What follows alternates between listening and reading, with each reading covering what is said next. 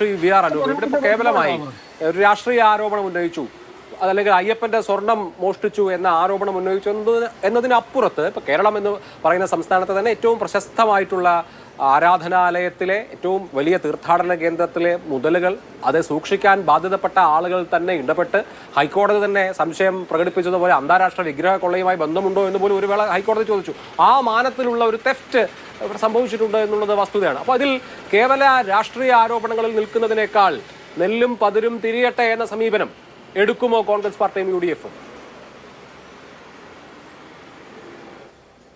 അഭിലാഷേ, അതിലേക്ക് ഞാൻ വരാം. അതിനു മുൻപ് ഇപ്പോഴും ബഹുമാന്യനായ ജയചന്ദ്രൻ സാർ തെറ്റിദ്ധരിപ്പിക്കുന്ന ജോലി ഭംഗിയായി ചെയ്തുകൊണ്ടിരിക്കുക. അദ്ദേഹം എന്താ പറയുന്നത്?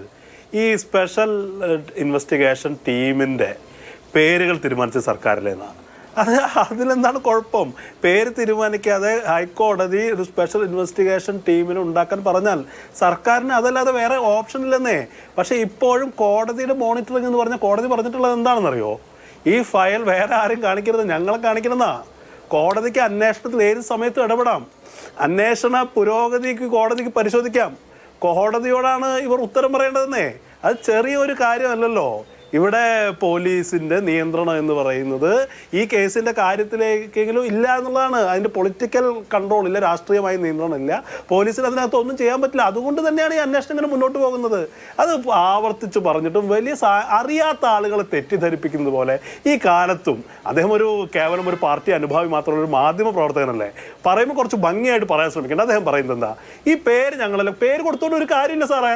ഈ പേര് കൊടുക്കുക എന്ന് പറഞ്ഞാൽ ഇതിൻ്റെ ഫയൽ കൊടുക്കേണ്ടത് കോടതിക്കാണ്. കോടതി അന്വേഷണ പുരോഗതി കൃത്യമായി മോണിറ്റർ ചെയ്തുകൊണ്ടിരിക്കുക. അല്ലെങ്കിൽ ഈ അടുത്ത ഇതിൽ കോടതി ചോദിക്കും, നിങ്ങൾ എന്ത് ചെയ്തു? ഈ പോലീസുകാർക്ക് പണി കിട്ടുന്നേ, അന്വേഷണ ഉദ്യോഗസ്ഥർക്ക് പണി കിട്ടുന്നേ. അതുകൊണ്ട് മാത്രമാണ് ഈ അന്വേഷണം ഇങ്ങനെ പോകുന്നത്. ഹൈക്കോടതിയുടെ നിതാന്തമായ ജാഗ്രതയുള്ളത് കൊണ്ടാണ് ഈ അന്വേഷണം ഇങ്ങനെ പോയതും ഇവിടെ വരെ എത്തിയതും. എന്നിട്ട് വലിയ വായിൽ പറയുക. CPM-ന്റെ ഉത്തരവാദിത്തപ്പെട്ട നേതാക്കന്മാർ പോലും മടിക്കുന്ന തരത്തിൽ അദ്ദേഹം പറയാണ്.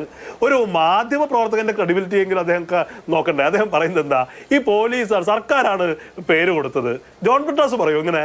അദ്ദേഹം ഇങ്ങനെ പറഞ്ഞുകൊണ്ടിരിക്കുക.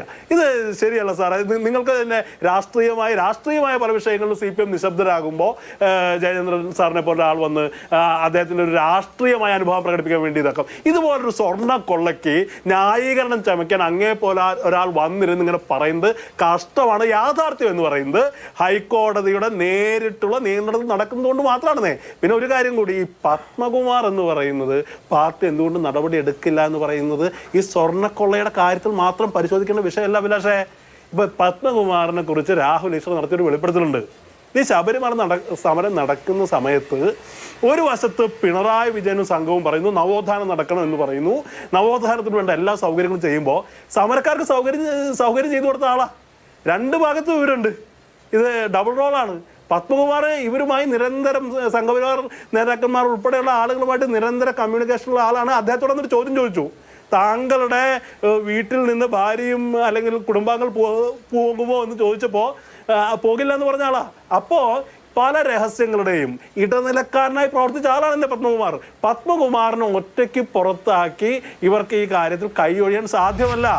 ഇതിനകത്ത് പത്മകുമാർ മാത്രം അറിഞ്ഞുകൊണ്ട് നടന്നിട്ടുള്ള കാര്യങ്ങളല്ലാന്നേ.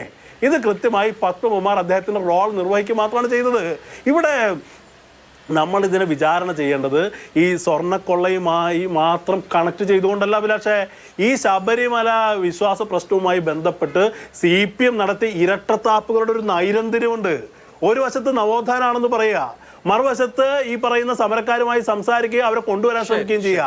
രണ്ട് കൂട്ടരെയും വഞ്ചിക്കുകയായിരുന്നു ഇവരെന്ത് നവോത്ഥാനമാണ് നടത്തിയത്?